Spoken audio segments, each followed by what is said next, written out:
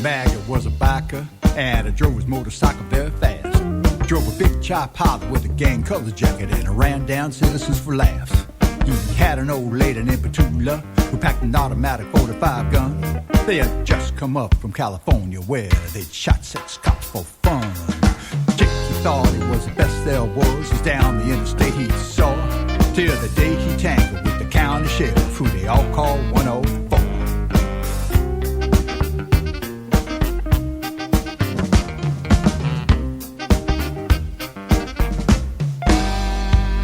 It was late on a Thursday evening, and Jake, he was feeling kind of mean, cause he just run out of his favorite drug, you know, the one called amphetamine. Night Dreams Talk Radio, After Dark, wants to give a big shout out to all the truckers that listen to our show. Night Dreams Talk Radio Network brings you the World Paranormal News with James Creechbaum. Now, the latest news. I'm James Creechbaum with the Paranormal and World Changes News. Oval-shaped object over British naval base. And here's the report from the witness. The witness was from Portsmouth, UK, and the witness was on his balcony overlooking Greater Portsmouth, a major British naval base in the southern England. At first, he noticed an object's odd movement and assumed it was a small civilian drone. The witness took 4 photographs as it hovered motionless at an uncertain distance. Suddenly, as he was taking his 5th photo, it moved far too fast for a drone of any kind and just disappeared out of sight. Declassified CIA files reveal encounter with green circular UFO over USSR during the Cold War. The area where the alleged UFO was spotted nearly 5 decades ago was apparently used by the USSR to test experimental missiles and laser weapon systems. A recently declassified CIA report sheds light on an alleged UFO encounter that took place at the height of the Cold War in Kazakhstan in 1973, back when it was part of the Soviet Union. Violent solar storms are happening closer to Earth than anyone thought was possible. The spectacular solar storms that paint the polar skies in beautiful greens and pinks have a darker side. The spectacular solar storms that paint the polar skies in beautiful greens and pinks do have a darker side, and they have the power to wreak havoc on our electrical grid, communication systems, and satellites. Now, a new study suggests that the source of these solar storms is much closer to our planet than previously thought. The paranormal encounters that were actually alien abductions. For several years, a witness believed that her house was haunted due to the amount of paranormal activity that she and her family would experience. When the events continued, upon them moving to another home, she thought, well, perhaps it was her. However, as the spooky incidents increased in severity, she began to reassess what was behind the strange events. Now, the lady experiences show up in many other UFO and alien abduction cases. We recently looked at a few of them. An example of them is dark beings that were remarkably similar to descriptions of shadow people and a phenomena more at home to exclusively paranormal and supernatural circles. Other researchers have also drawn comparisons between alien beings, most predominantly the gray alien, and demons or entities from other dimensions. Indeed, the deeper we go into the UFO and alien conspiracy, the more twists and turns we find to give us another plethora of possible paths to go down. Mysterious chamber discovered under the palace of Emperor Nero in Rome. Now, archaeologists in Rome say they have uncovered a mysterious hidden chamber beneath Nero's Domus Aurora with wall murals, a mythical creatures like the Sphinx, and a group of centaurs. Next news break, top of the hour. You are listening to Night Dreams Talk Radio Network. from our compound to you worldwide. With your host, Gary Anderson. And that is me. Well, tonight we got a fun show going on. Our guest tonight is going to be talking about, well, Jack the Ripper, Dracula, and all that cool stuff here tonight on Night Dreams Talk Radio. So our guest tonight is Neil Storey. He's going to be calling in from the UK here in about an hour, and I'll tell you, it's going to be interesting because we might even learn more about Jack the Ripper. What do you think about that, James? Yeah, that's a story I have followed and studied and kind of did little investigations myself with information from all over the place. And that story could go in many directions. It really has. But I have found a lot of connections through a serial killer that picked up kind of right after he ended there into New York and into Chicago, too. Yeah, and even his hints that he made it as far as San Francisco. So doing his deed of, murdering women. Oh, yeah, definitely. And that's one of them, probably the most popular unsolved mystery throughout history, one of them anyway. Oh, yeah. And that's going to be interesting when he's on because, this guy, Neil R. Storey, has written, 40 books in this. He does a lot of research, on the grim side of murders in the, Great Britain. And besides, we're going to be talking about Jack the Ripper. Well, Dracula Secrets. So we might find out something about Dracula we didn't even know about. Yeah, that would be interesting because I love the Dracula, especially the old Hammer ones, with Christopher Lee. Those are my favorite. But, yeah, those are always good to listen to. Now, is it because of the women on the old Hammer ones? That they had sexy women for their day on his, Frankenstein movies, his Dracula movies, and whatever Hammer was cranking out. Was there women in them movies? I didn't know. Oh, yeah, sure. Okay, yeah. No, there wasn't any women at all. They're always in these nightgowns, kind of see-through and sexy and, long flowing hair.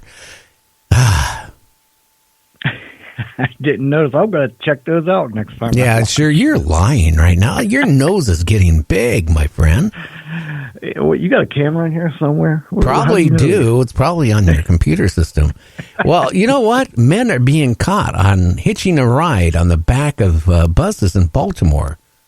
In other words, they're not paying the toll to get on the bus. They figured it's cheaper just to get on the back and ride.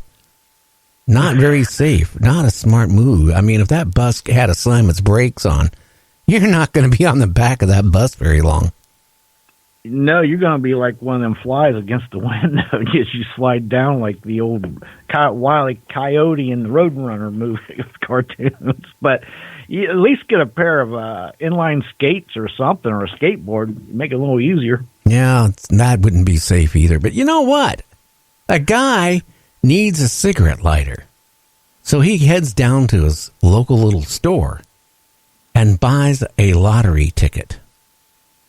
That lighter netted him $500,000 because he won. If he didn't go down just to get that lighter, he would have been $500,000 cheaper, in his bank account. Yeah, that almost gives him incentive not to stop smoking, doesn't it? Oh, yeah. Yeah, my goodness. I don't know. I think I need to run down the store and buy a dozen lighters. I'll just go in every 20 minutes. Will I win the jackpot? Well, one thing about it, you can't win if you don't play. So if you're going to buy 12, I might as well buy 12 tickets. Oh, yeah. Well, whatever. Yeah, I don't know. You know what's interesting? You go into a thrift store and you buy yourself a $20 couch. You take it home and you're sitting on it and you go, this doesn't feel comfortable. And then you realize something is in the stuffing. Well, it turns out there was $40,000 in cash in that sofa. Why couldn't I buy one of them $10 sofas for 20-some grand? That would be a miracle. Wow. I could live with the lumps. Somebody, here's what they've done, okay? They probably been so cheap and thrifty all their life, right? And stash their extra money, their hard-earned money, and sacrifice, probably watching even a color TV and all this stuff, right? And stashing the money in the couch. And then they pass on. So the family donates the ugly couch. And somebody buys it for $20. And now they got $40,000. Now, do they have to return it to the thrift store? I don't know if I would or not. Would you? I'm not asking you. I'm asking the listeners. Right, and my question is, obviously, whoever bought the couch must have said something, or say, hey, I found this money, somebody lose it or something, because most people would probably be like, oh, well, that's a bonus. I'm going to put that over here. Yeah, well, you know what? 40,000. Now I know what people are going to do. They're going to run down to the thrift stores, right, and start tearing. Yeah. They're going to start tearing couches and mattresses apart too. Oh yeah, you won't find a piece of furniture in a thrift store now. Now, unless it's a wood chair. I mean, let's face it. How many people have done the same thing when you think about it with mattresses? Right. I bought I cleaned out a house once, and there was a library, and I didn't even want these books, but the lady demanded I take them. They're just old. They weren't even decent books, so I took them. And I'm glad I did, because there was a bunch of old antique $2 bills placed in them. I guess the guy, he stowed things away like that. Now, you mean old silver certificate $2 bills? Yeah, they were old. I mean, like from, I don't know, 30s to the 50s maybe. I mean, they were old, antique ones. And I know one thing, once I found one, there must have been 100, 200 books. I was, how you turn them upside down and flip the pages. Oh, yeah. But they and I know you, James. You'd go, damn it, there's nothing in this one. Throw it on the floor.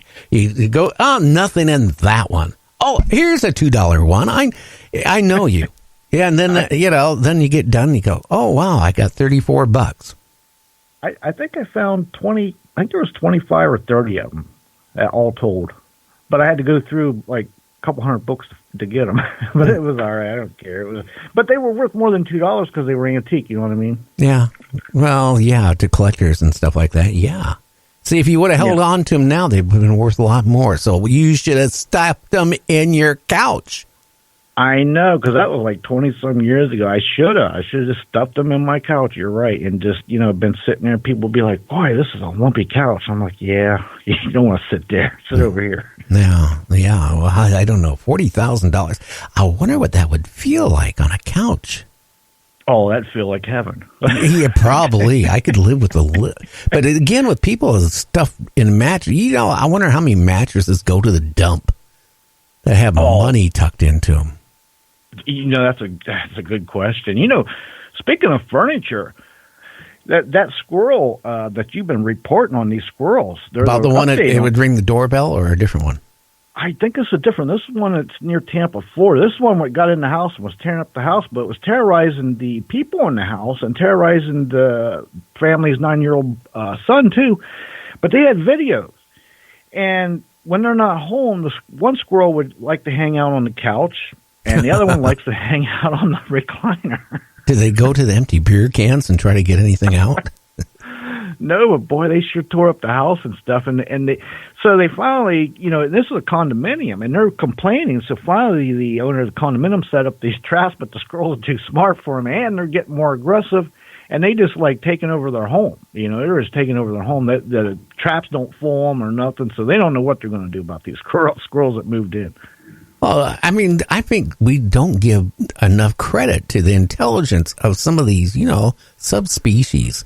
I mean, could you imagine, too, this one poor couple, they'll be watching TV, relaxed after a hard day of work, and then ding dong, and they get up to the door, and there's nothing there.